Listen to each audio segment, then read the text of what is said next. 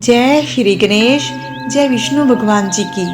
अनंत चतुर्थी पर भगवान विष्णु जी का व्रत किया जाता है, पूजा अर्चना की जाती है, कथा का श्रवण किया जाता है, श्री गणेश जी का विसर्जन किया जाता है, श्री गणेश विसर्जन की कथा का श्रवण किया जाता है। इन कथाओं के अध्ययन से हमें पुण्य फल मिलता है, श्री गणेश जी और भगवान विष्णु जी की अपार कृपा प्राप्त होती है। तो आइए हम इन प्रमुख कथाओं का अध्ययन करें। अनंत चतुर्थी व्रत कथा। अनंत चतुर्थी के व्रत का शास्त्रों में खास महत्व है। अनंत चतुर्थी पर भगवान विष्णु जी के अनंत स्वरूप की पूजा होती है। हाथ में 14 गांठों वाला धागा अनंत बांधा जाता है। ऐसा करने से माँ लक्ष्मी जी प्रसन्न होती हैं और अपनी अपार कृपा बरसाती हैं। एक बार महाराज युधिष्ठिर जी ने राजसूय यज्ञ किया। उस समय यज्ञ मंडप का निर्माण सुंदर तो था ही, अद्भुत भी था। वह यज्ञ मंडप इतना मनोरम था कि जल व थल की भिन्नता प्रतीत ही नहीं होती थी। जल में स्थल और स्थल में जल की भांति प्रतीत होती थी। बहुत सावधानी करने पर भी बहुत से व्यक्ति उस अद्भुत मंडप में धोखा खा चुके थे। एक बार कहीं से टहलते टहलते दुर्योधन भी उस यज्ञ मंडप में आ गए और एक तालाब को स्थल समझकर उसमें गिर गए। द्रौपदी जी ने ये देखकर अंधों की संतान अंधी कहकर उनका उपहास किया। इससे दुर्योधन जी को गुस्सा आ गया। यह बात उनके हृदय में बाण समान लगी। उसके मन में द्वेष उत्पन्न हो गया और उसने पांडवों से बदला लेने के लिए ठान ली। उनके मस्तिष्क में उस अपमान का बदला लेने के लिए विचार उपजने लगे। उनसे बदला लेने के लिए उन्होंने पांडवों को जुआ खेलने के लिए प्रेरित करने का सोचा और फिर उस जुए में हराकर बदला लेने की सोच ली। उन्होंने पांडवों को जुए में पराजित कर दिया। पराजित होने पर प्रतिज्ञा अनुसार पांडवों को 12 वर्ष के लिए वनवास भोगना पड़ा। वन में रहते हुए पांडव अनेक कष्ट सहते रहे। एक दिन भगवान कृष्ण जी जब युधिष्ठिर जी से मिलने आए तो युधिष्ठिर जी ने उनसे अपना दुख कहा और दुख दूर करने का उपाय पूछा। तब श्री कृष्णा जी ने कहा, हे युधिष्ठिर, तुम विधि पूर्वक अनंत भगवान का व्रत करो। इससे तुम्हारा सारा संकट दूर हो जाएगा और तुम्हारा खोया हुआ राज्य भी पुनः प्राप्त हो जाएगा। मैं तुम्हें इस संदर्भ में एक कथा सुनाता हूँ। प्राचीन काल में सुमंत नाम का एक नेक तपस्वी ब्राह्मण था। उसकी पत्नी का नाम दीक्षा था। उसकी एक परम सुंदरी, धर्मपरायण और ज्योतिमय कन्या थी जिसका नाम सुशीला था। सुशीला जब बड़ी हुई तो उसकी माता दीक्षा की मृत्यु हो गई। पत्नी के मरने के बाद सुमंत ने कर्कशा नामक स्त्री से दूसरा विवाह कर लिया। सुशीला का विवाह ब्राह्मण सुमंत ने कौंडिन्य ऋषि से कर दिया। विदाई में कुछ देने की बात पर कर्कशा ने दामाद को कुछ ईंटें और पत्थरों के टुकड़े बांधकर दे दिए। कौंडिन्य ऋषि दुखी हो अपनी पत्नी को लेकर अपने आश्रम की ओर चल दिए, परंतु रास्ते में ही रात हो गई। वे नदी तट पर आराम करने लगे। सुशीला ने देखा वहां पर बहुत सी स्त्रियां सुंदर वस्त्र धारण कर किसी देवता की पूजा कर रही थी। सुशीला के पूछने पर उन्होंने विधि पूर्वक अनंत व्रत की महत्ता बताई।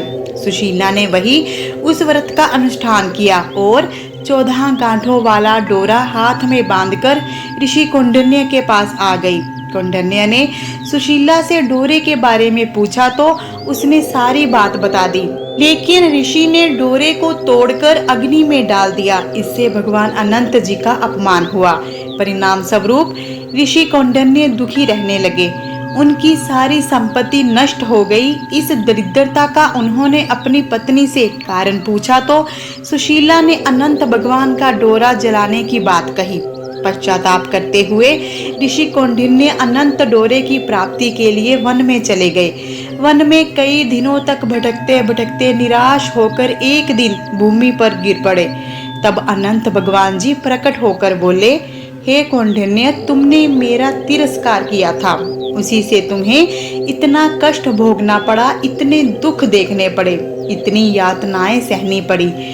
तुम दुखी हुए, अब तुमने पश्चाताप किया है। मैं तुमसे अति प्रसन्न हूँ। अब तुम घर जाकर विधि पूर्वक अनंत व्रत करो। 14 वर्ष पर्यंत व्रत करने से तुम्हारा दुख दूर हो जाएगा।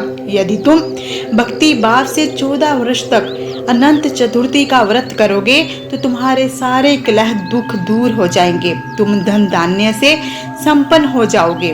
कौंडिन्य ने वैसा ही किया और उन्हें सारे क्लेशों से मुक्ति मिल गई। अनंत देव की कृपा से उनके धन धान्य के भंडार भर गए। उनका जीवन सुख समृद्धि से परिपूर्ण हो गया। श्री कृष्णा जी की आज्ञा से युधिष्ठिर जी ने भी अनंत भगवान का व्रत किया, जिसके प्रभाव से पांडव महाभारत के युद्ध में विजयी हुए और चिरकाल तक राज्य करते रहे। बोलिए अनंत भगवान की जय।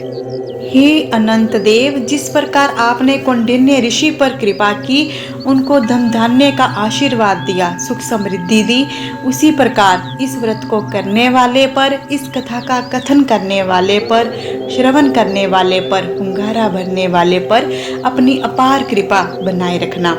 जय विष्णु भगवान जी की, जय माँ लक्ष्मी जी की। श्री गणेश विसर्जन कथा। गणेश चतुर्थी से शुरू हुआ गणेश उत्सव अनंत चतुर्थी को संपन्न हो जाता है। इस दिन 10 दिनों तक प्रतिमा का स्थापना करने वाले लोग गणेश जी की प्रतिमा का विसर्जन करते हैं। सभी भक्त बप्पा की 10 दिनों तक भक्ति भाव से प्रेम से पूजा अर्चना करके इस दिन उनकी मूर्ति का विसर्जन करते हैं।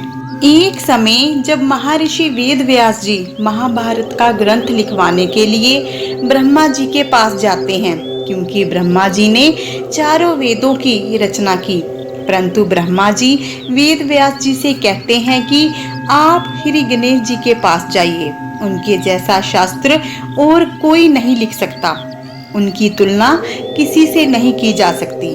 वेद व्यास जी गणेश जी के पास चले जाते हैं।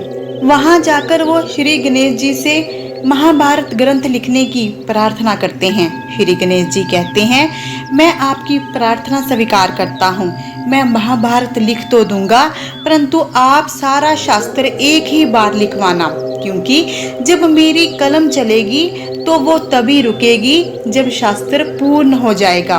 वेद व्यास जी ने स्वीकार कर लिया। श्री गणेश चतुर्थी के दिन महाभारत ग्रंथ लिखना शुरू किया गया।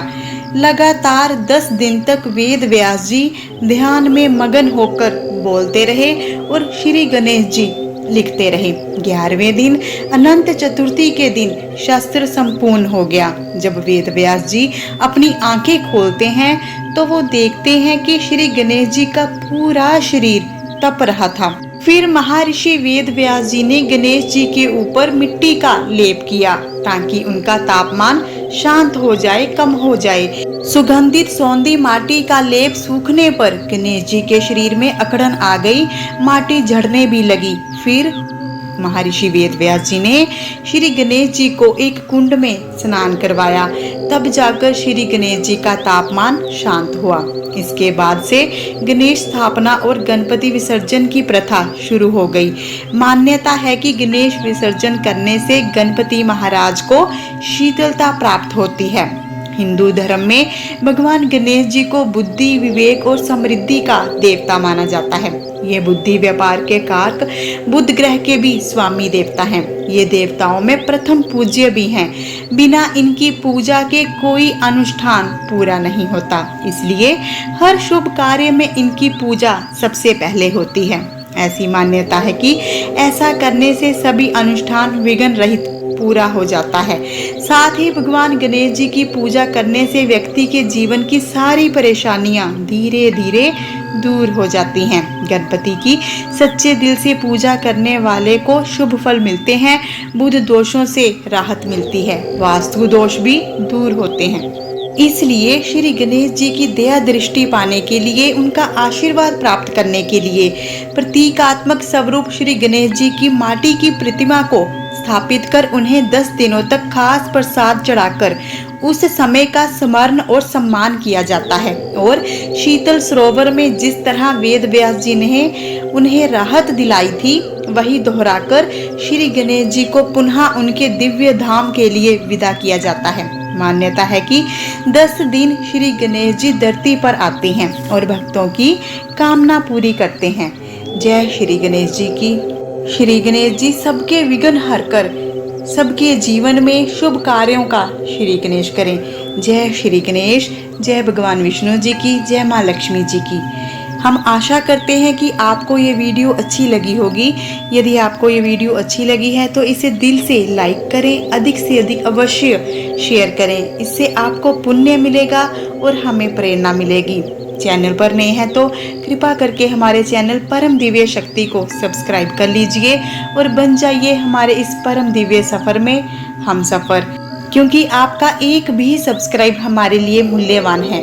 बेल आइकॉन को अवश्य प्रेस कीजिएगा, इससे आपको हमारी आने वाली वीडियोस की नोटिफिकेशन मिलेगी। मिलते हैं अगली वीडियो के साथ। अपना ध्यान रखें, खुश रहें, सुखी रहें।